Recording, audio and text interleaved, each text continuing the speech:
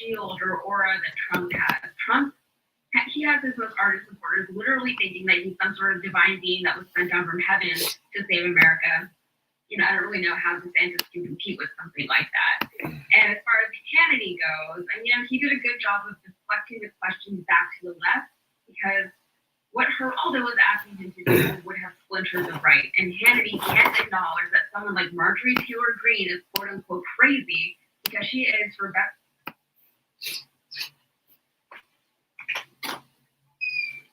Good afternoon. Welcome to Smoke a Lot Media T.O, man. I want to thank Rashad Richey for being a great journalist, man. I really like listening to him. Also, Roland Martin, Unfiltered. But I'm finna let this play out. Let him tell the story. Word for word, a major player in the modern GOP. Him and also the young lady that's speaking now. If people like Geraldo don't like that and would prefer to see the GOP go in a different direction away from people like her, then I think it's good that he's voicing that concern on Fox News. But I don't think that someone like Sean Hannity is ready to align himself with that mission.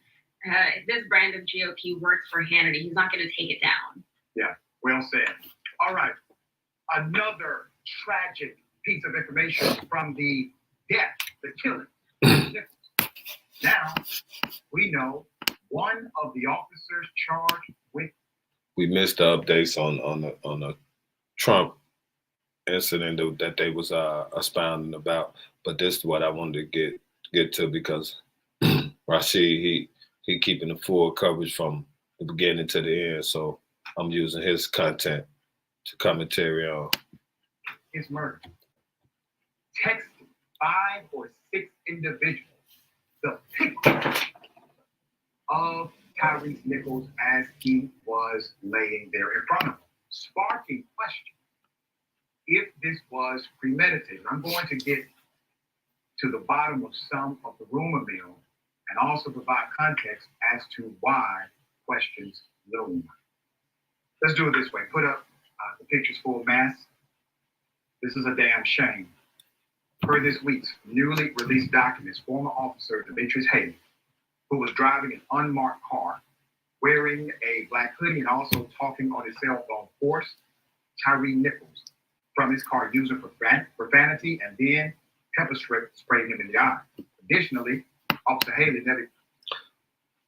That's what I didn't understand. Like a traffic stop, you come straight out the car being vulgar, boisterous to a patron in the car. Of course, they're gonna be confused. Like, what the fuck going on? Excuse my French.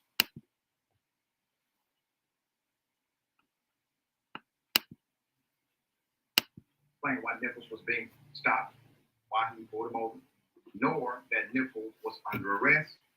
His body cam wasn't even on. So let me pause on this moment.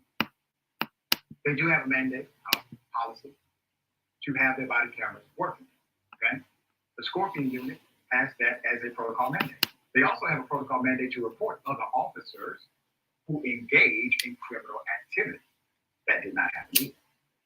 There's another dynamic here worth noting. The day we received the police report called the narrative, the day we received that, it told us that they actually engaged and observed Mr. Nichols the day before, recklessly driving. And that was the reason they decided to engage him on that particular night. Why did they say this? They said this in order to create a false narrative so that adverse contact would be justified. Because they knew nothing he did that day would justify their contact. Even the police chief went on national news and said, we do not see any reason that he was pulled over. Nothing in the record reflects. Exactly. A prerequisite to pull him over. There's more. In the newly released document, these officials say Mr. Haley, the cop, admitted to sending a photograph of Mr. Nichols to at least 5 people, including 2 fellow officers. Now that's fucked up. A civilian employee department and a female 20. A sixth person also received the photo of the records state. Prior to releasing documents confirming Officer Haley took photos, speculation rose among people online questioning if one of the officers indeed took photos. Now, other people are beginning to draw unconfirmed connections between Officer Haley, Nichols, and one of the recipients of the photo. Now, why are people drawing conclusions? They're drawing conclusions because there's a lack of transparency. Remember when the chief came out and said they were going to be transparent with us? Well, we're finding these things out through open record requests. No one is coming to a press conference saying, hey, here's everything up front, there's all the information, we're being transparent. No, we're finding out about it after the fact, through other means, not by way of the engaged governmental system known as the police department. As they promised, they have broken their promise. They're not being transparent. There's more. Turns out, Tyree Nichols, this is coming from Facebook, turns out Tyree Nichols worked at FedEx, and Demetrius Haley's ex and mother of his child worked at FedEx. Demetrius took a picture of Tyree on the ground and sent it to his ex. All the officers involved went out bad over this man's personal issue. I saw that post as well. I refused to repost it because it was unconfirmed. And I'm still not going to repost it. What I do call on the Mr. Police to be transparent about who received those text messages. Let me tell you why.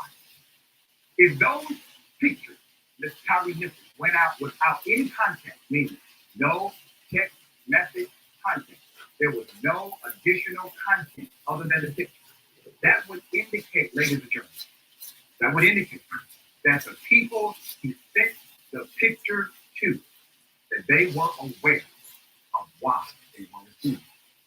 If there's no text message information, no words, no explanation, nothing, it's a strong indication that somehow this may have been actually premeditated. Exactly. Now, is that based on some? So I'm reiterating on what Rashid said. So previously, they said they changed the narrative that he was driving reckless a day before. So do we think that this officer was telling his people, I'm going to get that motherfucker. When I see him, we going to get his ass. Watch. That's why the reason he sent those pictures to these people? Information? No. That's why I'm calling it the PD. Be straight up with us. This is not the activity of a person who believes they have done something legal. This is obviously a criminal act. Another dynamic that's involved. The Skycam video. The officers were aware of the Skycam video. Why? Because that's their beat. Every officer that I've spoken with said they know exactly where all city cameras are located. Because when something goes down, they need to know what cameras to request for each officer. They did all of this directly in front of the camera that they knew was there. Another question that comes from that. Either these individuals are extremely careful, or they operate. I'm about to fast forward because he's covering a lot of news. That's the one I want to get to. Who are you looking at? Police brutality is about preserving and respecting. This is the one I like. He covered.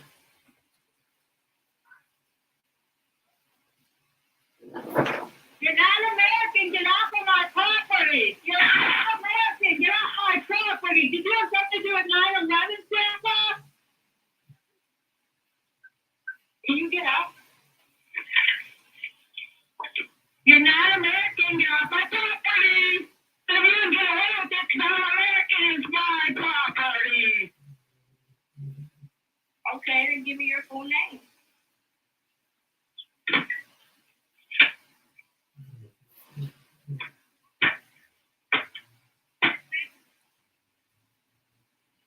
Bitch, show me some illegal paperwork.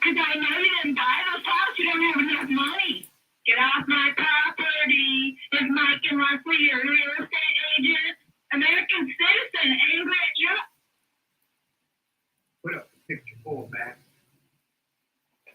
Who are you looking at? Well, Wow. Something must be really wrong with her. She's not the property owner, but she said, get off the property that you probably ain't got enough money. So she assuming off top, you probably ain't got enough money to buy this property, just all up in these citizens' business, man. It's crazy. she's 54 years of age, lives in St. Louis. Her name is Judy Klein. Judy Klein, according to the family, terrorized the Suarez family for more than a year, claiming their house was hers. Property records show the home was owned by apparent relatives of hers until about 30 years ago. Okay?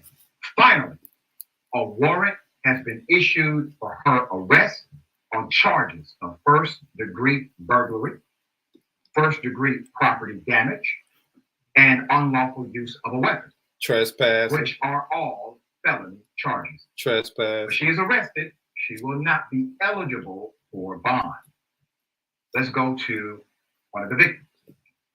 22-year-old Fatima said Klein initially broke into her parents' home with a hammer on January 5th, 2022, and thereafter harassed them at their Princeton Heights home at least 6 different occasions.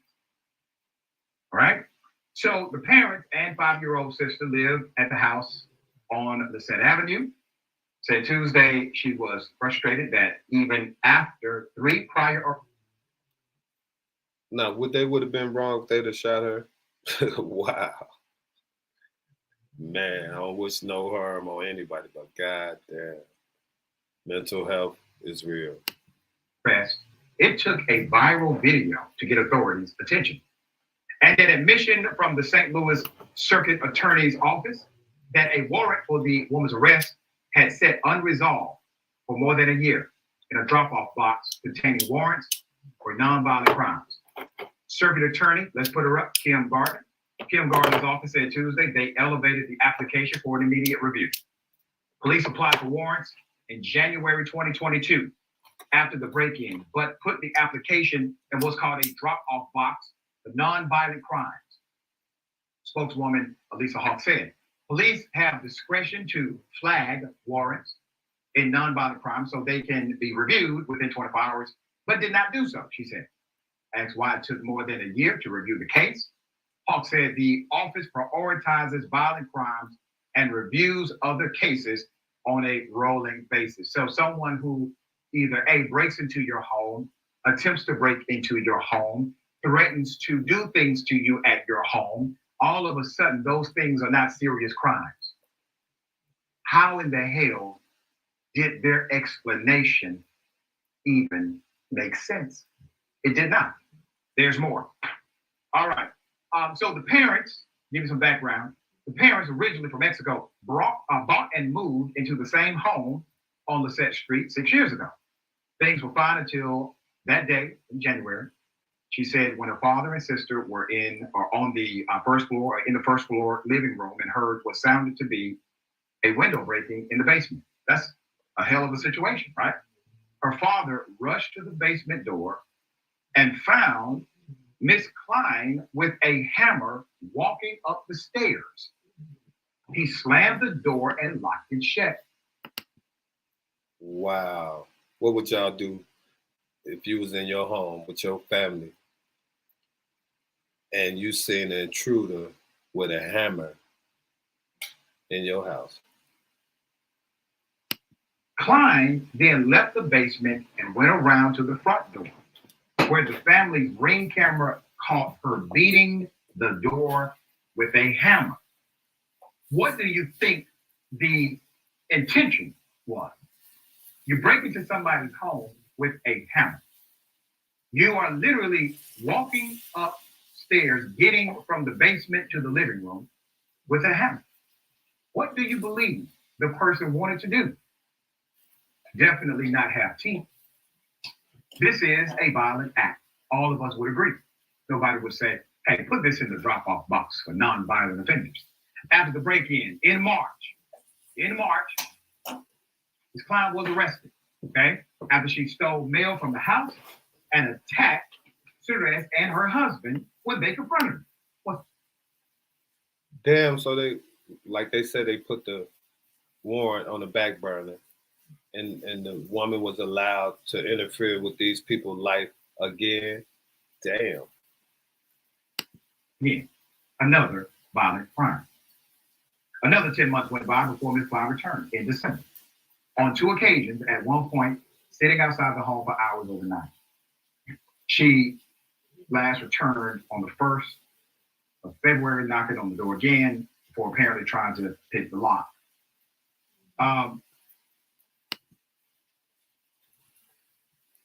Damn, so she got multiple charges. She came back again. Should not take this much. You have a racist white female who decides to engage in what I consider to be domestic terrorism, it's my opinion, against an entire family. And it took... I think she should be prosecuted in the federal jurisdiction because she held them against their will, kidnapping, violated their civil rights. A video going viral before the authorities actually decided to engage in an appropriate manner to attempt to remedy threats against this family. Now, do you think the dynamics of race play a part of this? Maybe the perception of status or the importance or lack of importance when it comes to race-based violence. Let me ask it another way. Let's say this was a white woman. Let's say a black woman. I think she should be added an enhancer because it's a hate crime. It's a hate crime. Rashid, she should be added an enhancer. Decided to take a hammer to break in their basement window and to charge one of the members of that household with a hammer. And then leave out, go to the front door and attempt to break in with the hammer at the front door. Do you believe it would have taken this much for that white family in my make-believe story to receive justice and protection? Then we had a story about a year or so ago where this guy beat this Philippine old lady with a hammer, entering the elevator. All right. Thoughts? Yeah, this one's hard. People are really losing it. And if you turn on certain news programs or if you go to certain pockets of the internet, you kind of start to see how it's happening and why it's happening, right? The outrage machine is well oiled and it's functioning just as it is intended to. Outrage leads to clicks, outrage drives revenue, outrage is very, very profitable. Meanwhile, incidents like this are taking place in the real world between real people. And when we report on things like this, on stories like this one, we can kind of pick it apart and get all the details of this story. But that sort of implies that this is something that can be resolved between the two parties or maybe with the authorities involved, right? The reality of it is that this incident is a symptom of a much larger and much more far-reaching problem. And we're not going to stop hearing stories like this unless we address the things that are causing people to behave like this woman, right? People are scared of things that they shouldn't be scared of. They're being told that there are no good solutions to things. And they're essentially being harassed with images and stories that are bad for their mental health. It's a lot to ask of the average person. So it shouldn't be surprising that we're seeing stories of people breaking this way. Yeah.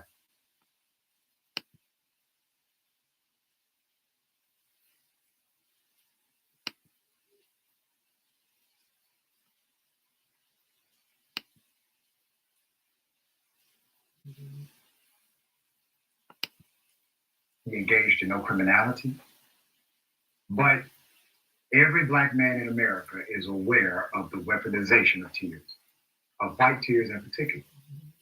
We are aware of what that narrative can do. See, what you just saw was a life and death situation. Please understand, what you just saw was a life or death situation.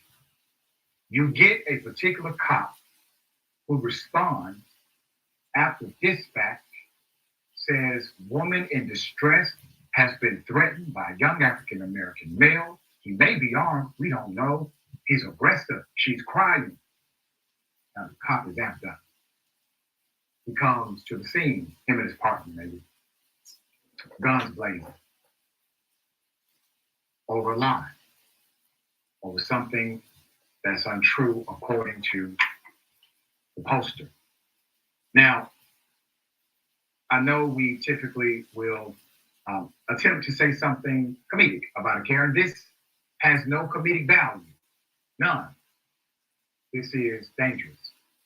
And why did she do it? Why is it that typically individuals who feel as if they need to bolster their story, why do they do this? We saw it with Central Park, Karen. We've seen it many times before. Because usually the police work hand in glove with that kind of 911 call. They will back the play for you. All right, this is the thoughts from you. Yeah, this woman is really going out of her way to be hateful and disruptive, right? I think the thing that